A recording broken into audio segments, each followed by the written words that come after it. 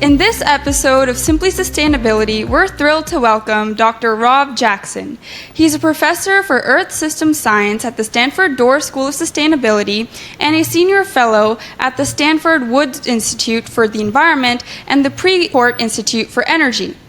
Dr. Jackson was recently named a joint recipient of the 2025 Blue Planet Prize for his contributions on monitoring and reducing the emissions of carbon dioxide, methane, and other greenhouse gases. He's also the chair of the Global Carbon Project, a leading international effort that monitors and reduces greenhouse gas emissions. A hallmark of Dr. Jackson's work is his ability to turn scientific discovery into real-world impact, shaping policy and showing how environmental action can deliver tangible benefits. He is among the top 5 most cited climate and environmental scientists with over 400 peer-reviewed publications. His writing has also appeared in the New York Times, the Washington Post, Scientific American, and many other places. Besides a climate scientist, he is a poet, a photographer, and an author. And today, we're excited to talk to him about his book, Into the Clear Blue Sky. This was named one of the 8 best scientific books of 2024 by The Times and one of the 8 best books of 2024 by Scientific American. When I first checked this book out from my local library, I was excited to dive right in. Dr. Jackson, it is a privilege and honor to have you here on our podcast today. And once again, congratulations on your 2025 Blue Planet Prize. Thank you. Thank you so much, Pareena. It's a pleasure to be here, and thank you for your work for climate. I appreciate it. Yes, of course. So let's get started. The first question, in the prologue of your book, you talk about 2 students who reached out to you regarding their deep concerns about the climate crisis. So what roles did their voices and youth activism more broadly play in inspiring you to write this book, Into the Clear Blue Sky? It's a great question. I'm lucky to be a teacher, so I'm surrounded by young people every day of my life, and I'm inspired by my students and also challenged by them. They challenge me to be more open, to question my beliefs, to be more active, to step outside myself and perhaps do some things that I wouldn't have done in my comfortable older world. So the students around me change not just the way I do science, but change my view of the world, change how I interact with the world, and push me all the time to be a more active, stronger advocate for climate action. Wow, that's so inspiring, and I think the youth voice is definitely powerful in today's age and time. Yeah, I agree. That's part of the reason we started this channel. Also, throughout the book, you revisit this idea that many climate solutions are technically feasible, but get stuck because of high costs and discussions over who should bear this cost. Why do you think the cost is such a barrier, and do you think we're making any progress on that front? Another great question. I do think we're making progress. It isn't just cost. Cost is a major part of it, and we'll discuss that several times as we think about pricing greenhouse gas pollution too. So it's cost. Energy permeates our lives. It's one of the biggest expenses in many people's lives. Energy underpins transportation, our vehicles, flight, electricity powering our homes and buildings and all aspects of our lives. And each of those kinds of technologies lasts for decades. So when you buy a car, you want to use that car until the end of its lifetime. You don't want to throw that car away and buy another vehicle just because a new technology is better. And it isn't just cars, it's steel plants and cement plants. A company spends billions of dollars to build a new steel plant. They want to use that facility to the end of its lifetime. So it's expensive to replace infrastructure before the end of that facility's lifespan. And it's true for the appliances in our homes, our furnaces, our stoves, our water heaters, our cars, our homes. So it really highlights the need to make changes today so that we don't replace a polluting infrastructure with another polluting appliance just because it's convenient. So energy is expensive, it permeates our lives, and it takes decades to transform or turn over infrastructure. Yeah, that makes sense. Thank you. So moving on, methane often gets overshadowed by carbon dioxide in climate discussions, but your book highlights why we need to prioritize reducing methane emissions. So what are some misconceptions or lesser known facts about methane, and how could a clearer understanding alter our fight against climate change? I mean, and you're right, methane has come to dominate much of my research in climate solutions because for several reasons. Firstly, carbon dioxide is the most important greenhouse gas. Nothing changes that. Carbon dioxide is filling our atmosphere. We have trillions of tons of pollution that we've released into the air, and that carbon dioxide isn't going anywhere anytime soon and will be in the air for thousands of years. But this is one reason why methane has been neglected, in my view. Methane is much stronger as a greenhouse gas, pound for pound, than carbon dioxide is. It's also much shorter lived. When you release a ton of methane pollution, it pollutes 80 or 90 times more than a ton of carbon dioxide, but it also disappears after only 10 years or so. And that means if we could get rid of methane pollution today from human activities, we could see the atmosphere returned to pre-industrial health within a couple of decades, 20, 30 years or so. And so that's my dream as a climate scientist, to see the atmosphere restored for at least one greenhouse gas. And methane is the place to start. Methane has been neglected. The first global methane pledge was just signed a couple of years ago. It's voluntary and it doesn't go far enough. So if we could restore the atmosphere, get rid of methane emissions, we'd save half a degree C of warming, or 1 degree Fahrenheit. And it's the only greenhouse gas. By cutting emissions today, we could see a change in the Earth's temperature within the next decade or two. So methane's the best opportunity we have to slow climate change in the lifetime of anyone watching this podcast. I think that's very clear and bold, and I'm shocked on how, if methane's such a powerful target for mitigating climate change, and how little progress has made on it. But your book is definitely a stepping stone in that direction. Oh, thanks. Speaking of your book, you wrote that human behavior remains the greatest hazard, moral or otherwise. And that's a powerful statement. So what kind of behavior is most harmful right now when it comes to climate action, and how do we start changing those behaviors at scale? I say that for a couple of reasons. One reason is that in almost all cases, we have the technologies today to replace fossil fuels and polluting infrastructure with cleaner or even completely clean technologies. So we have those technologies today. There are some industries, steel, cement, smelting, that are very energy intensive, where we still have work to do. But the technologies are out there. We simply don't implement them. We don't implement them or put them into practice because people are reluctant to change behavior. Companies are reluctant to change their the way they make things and ship things. So I think that's part of the reason. Another aspect that I think doesn't get enough attention is thinking about ways that we can use less. In wealthy countries like the United States, where I live, we consume 3 or 4 times more than the average person on Earth, and by consuming extra goods and extra energy, we release more greenhouse gas pollution per person into the atmosphere than almost any other country. And as far as I can tell, it doesn't gain us that much. I published a paper a couple of years ago documenting, 3 or 4 times higher energy use in countries like the U.S. It doesn't make us happier, healthier, or better in almost any measurable way. It clutters our lives. It causes mental health issues. So if there's a way for us to use less, that's one message I would love to leave with listeners of your podcast. It's just a question every time we step into a mindset or a store to buy something, just to think, do we really need that? Do I need that flight, that new car, that new piece of clothing? Am I just doing it because I'm bored and it makes me feel better for a short period of time? So consuming less is one way to help fight climate change. Yeah, I absolutely agree with you. Another moment in the book that really stood out to me was your work on mapping natural gas leaks in places like Boston, because your work actually drove real policy change. So what did it feel like for you to see your research directly influence decisions?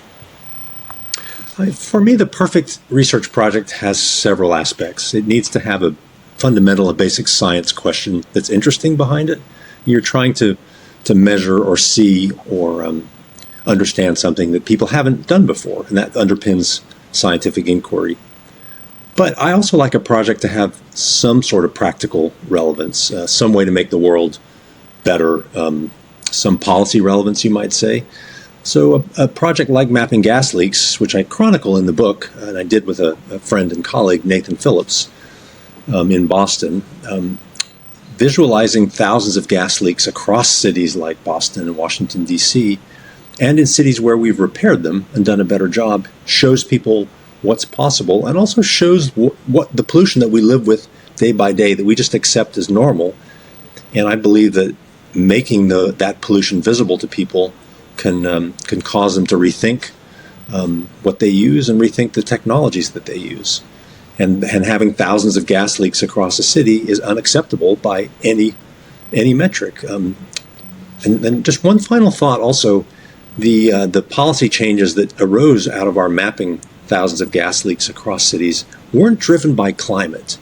They were driven by safety concerns. Every one of those leaks was a site of a potential explosion.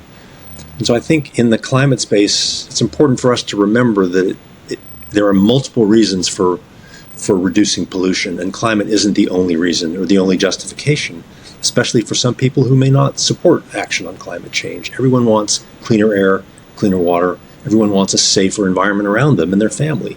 And so we can't lose sight of those justifications in addition to climate change. Yeah, I think that's a great way to look at it, and to get more people involved in the climate crisis is to, climate is not the only problem, but climate is affecting many other things that are causing bigger problems like health.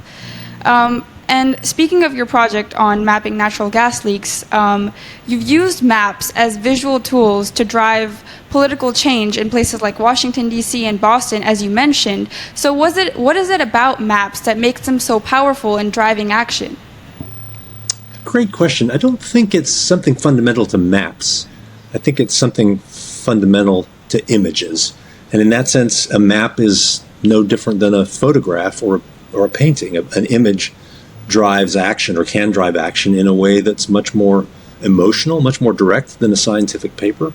So I think a map, say a map of gas leaks, like I mentioned a minute ago, just shows people, oh my gosh, I didn't realize that our infrastructure was so old and so leaky. And you can capture all of that in an image in a way that's much more vibrant than in a written paragraph or on a written page, and much easier to digest.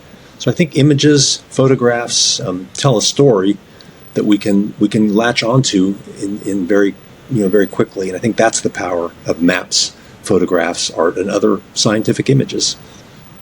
Yeah, I think visual communication goes a long way. Agreed. I also agree. I think it brings a feeling, it brings more feeling into something that someone may not originally care about. But shifting a little bit, why do you think it's important to prioritize putting a fee on carbon pollution? And what impact do you think making polluters pay can actually have? Fantastic question.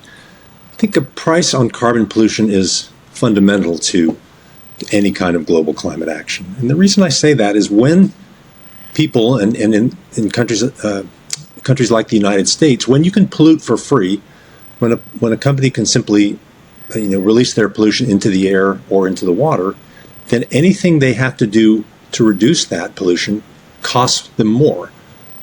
Right? So if polluting is free, then whatever you do to reduce pollution is not free. It costs you something to do. And so companies are reluctant to do that. When there's a price on pollution, it drives alternative actions. And I have one of my favorite chapters in the book is about the steel industry. And I chronicle a company in Sweden that's the first to produce truly green, clean steel. And they did that originally because Sweden had a price on carbon pollution of about $50, $60 a ton. And it's about 2 tons of carbon dioxide pollution to make a ton of steel.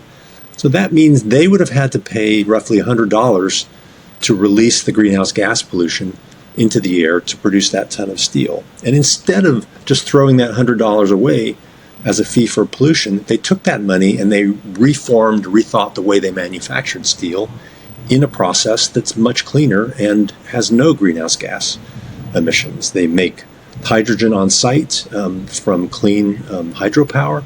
They consume that hydrogen on site, get rid of all the coal in their steel manufacturing process, and they're making steel now that has no greenhouse gas pollution. It would never have happened without that fee on carbon dioxide pollution. It might be cheaper in the long run than the original process, but there's an activation energy, a hump you have to get over to that new process, and some risks involved. So a price on pollution makes alternative technologies more possible and more cost effective, and ultimately will be needed. Expensive. So the book has an undercurrent of environmental justice. Can you talk about the global imbalance and unfairness in resource consumption, and how can that shape our climate solutions moving ahead? Yeah, I can, and it's something I feel strongly about. I'm lucky to chair an international organization called the Global Carbon Project, and one of the things that we estimate is greenhouse gas emissions per person for different countries. And you see the inequalities around the world of how much energy we use, how much we throw away, how much pollution we release. And rich countries, people like myself in rich countries, tend to pollute more than people in poorer countries. And so we are responsible for more of the greenhouse gas pollution floating around in the atmosphere, and have a responsibility, I believe, to do something about that as a result. But it isn't just countries. I mentioned in the book the floods in Pakistan, and there's an environmental justice issue around extreme weather, floods, droughts, fires, whatever that may be. If that extreme weather is driven by climate change and affects people in poor countries, they are paying the price of climate change that they didn't cause. And so people in rich countries caused it, but the world's climate is global. So there's an environmental justice aspect to the consequences of climate change and who pays for it. And people in poorer countries are paying for it, even though they didn't put the pollution in the atmosphere to start with.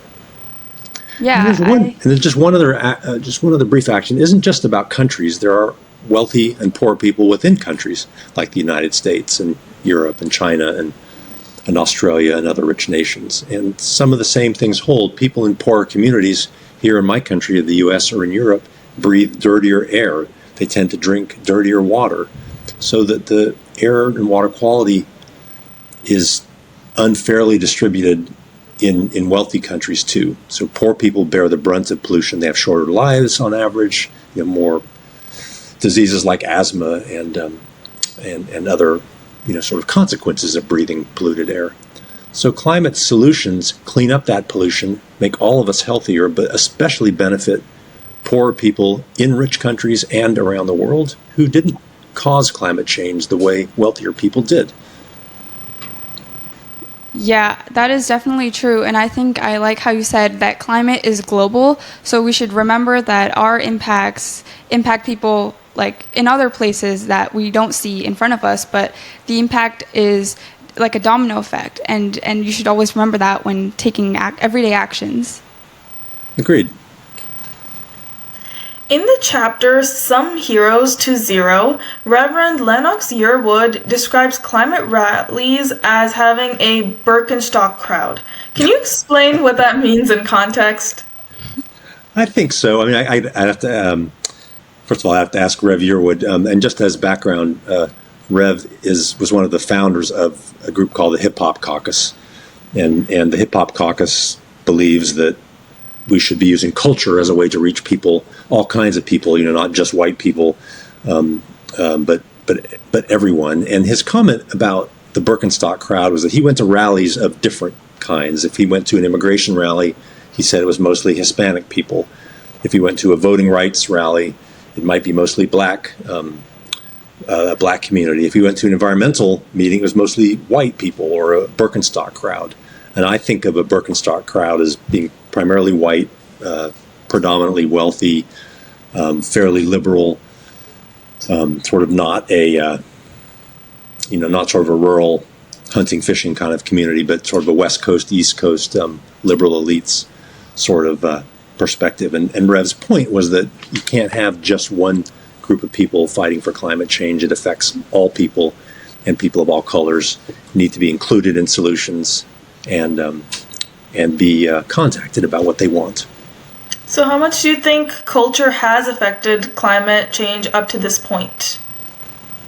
I do think culture and solutions affect people differently. When I'm thinking about a climate solution, something that I might have the money to do, people in the Central Valley of California might not have the money to do. I do a lot of work with environmental justice groups in Bakersfield, which has the dirtiest air of any city in the United States.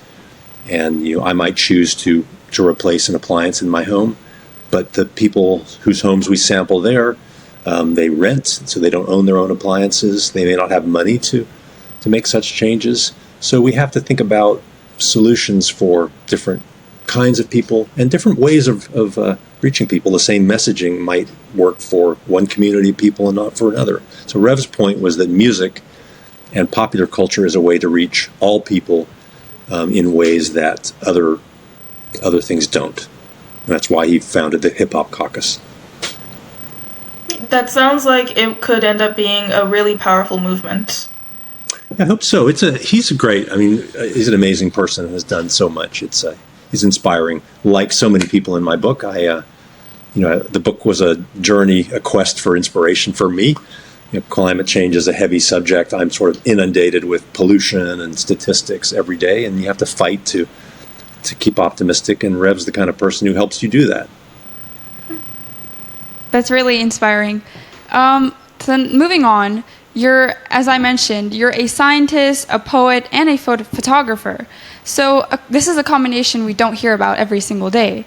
But how does the creative process behind your poems and your photos influence how you think about communicating science and climate issues? Yeah, thanks for that question. Firstly, science and art and creative processes help me see the world differently, and they fulfill different parts of me personally. I love science. Science is what I spend most of my time doing. I believe in the process of science. I believe in the power of science. But science doesn't fulfill everything I need as a person. I need to see beautiful things and hear beautiful music and listen to beautiful birds and write about some of those things in a way that helps me remember. That's why I write poetry, because I read poetry voraciously, and I try and write it. It helps me process the world around me. It helps me remember things that are important in my life, and it helps me cope with the world in a way. I love photography because an image, as we were discussing earlier, an image captures something about the world, tells a story, provides beauty, and it's just different than science. Sometimes art can be used in service of science. An artist can create a piece of art or a painting that tells a message that helps, but it isn't that science is better or stronger than art. Art is equally strong to science. It's just a different way of seeing the world and processing the world around us, and I need both of those things in my life to be happy. Yeah, that makes a lot of sense. I think we all need a creative outlet to keep up with some of the more intensive work we do, and having a balance between those two is the key to success sometimes. Ishanvi, you want to take the next question? So, what advice would you give to Gen Z or younger audiences who are interested in contributing to climate solutions, and what do you think could be a good starting point for them? Yeah, what a fantastic question. The first piece of advice I would give is don't lose hope. It's a dark time for climate action right now as we speak, in terms of going backwards on clean energy and other things, backwards on clean air and clean water. But don't lose hope. Things change, and sometimes things change by what you do, by what what the viewers of your podcast do. So don't lose hope is message number one. Message number two would be to do whatever you can individually, but not to sweat the small stuff. When I was young, there was a book called "Don't Sweat the Small Stuff," and the idea is, get rid of all the greenhouse gas pollution in your life that you can, but give yourself a break. Don't be so obsessed with it that you become depressed or lose the joy in your life. And maybe lastly, the most important thing is to do the kinds of things that you're doing with this podcast, rather than thinking about squeezing the last gram of greenhouse gas pollution out of your life. That's important, but think about ways to scale those reductions to other groups of people. Maybe it's through communications like a podcast. Maybe it's through starting a neighborhood group. Maybe it's through your church or synagogue. Maybe it's through getting involved in voting rights. I mean, fundamentally, we need people to vote for the environment, and I'm a believer in voting rights for all reasons, whether it's climate related or not. So think about ways to take your passion and influence other people to reduce greenhouse gas pollution in their lives. So don't lose hope. Reduce your own emissions, yes, but especially think about forming groups, getting involved in community groups, and affecting people around you. Thanks for those valuable insights. Speaking of hope and joy, may I ask, what is it that gives you hope for a clearer future? With so much talk about climate doom and all the alarming data all around us, is there still space for genuine climate optimism? There is. This may be the most important question that anyone can ask. I mean, there is space for climate optimism. You have to be an optimist to do what we do. I mean, as I mentioned earlier, as a scientist, I'm surrounded with statistics daily by things that are getting worse in the world. But I think it's important to remember that many things are better today than they were when I was your age. I mean, our air and water is better, cleaner in the United States than it was when I was a kid. Global poverty has been reduced despite the injustices that remain. And life expectancy is greater today than it was when I was a kid. So many things have gotten better. And I think we have to remember that and take a long-term and a broad view of the environment. I also believe in celebrating successes from the past, to look at things that we've done well for the environment, and those become motivation to help us affect future change. So some examples I use in class. Let's see, the Montreal Protocol would be one obvious one that people know about, the most important, the most effective international environmental agreement that's ever been signed to protect the ozone hole. By phasing out ozone-depleting chemicals, we've saved billions of cases of skin cancer and cataracts, saved millions of lives around the world, and we're able to do that only through an international coalition of people and countries around the world. So I'm grateful for that as an example. One of my favorites is the Clean Air Act here in the United States that saves hundreds of thousands of lives every year because our air is cleaner than it would have been at a 30-fold return on investment. So we're better off financially. Our workers are more productive. We're healthier. We spend less time sick, less time in the hospitals. These things happen.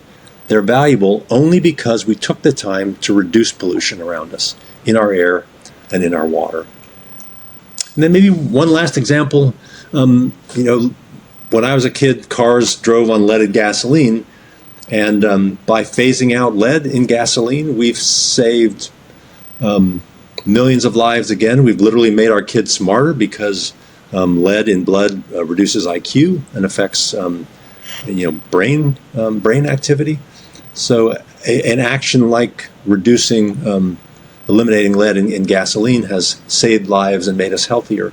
Again, because governments took action, the private sector got on board, and people made a difference. So by celebrating the things that have gone well in the past, I think that power and that knowledge makes us more willing to believe that we can influence change in the future. So celebrate the things that have gotten better, that are better today than they were a few decades ago, and use those things as motivation to work on climate. I totally agree. I think if we did it in the past, we can definitely do it again in the future. And and in the future, the technology keeps progressing, so we can do it again and do it better too. Yeah. Well, it has been a great interview, and I know I learned a lot, and I'm sure our young viewers listening today have definitely learned a lot today too. And thank you for being here and sharing those amazing insights. It was a pleasure to read your book, and we love the work that you're doing. So thank you once again. Thank you, Pareena.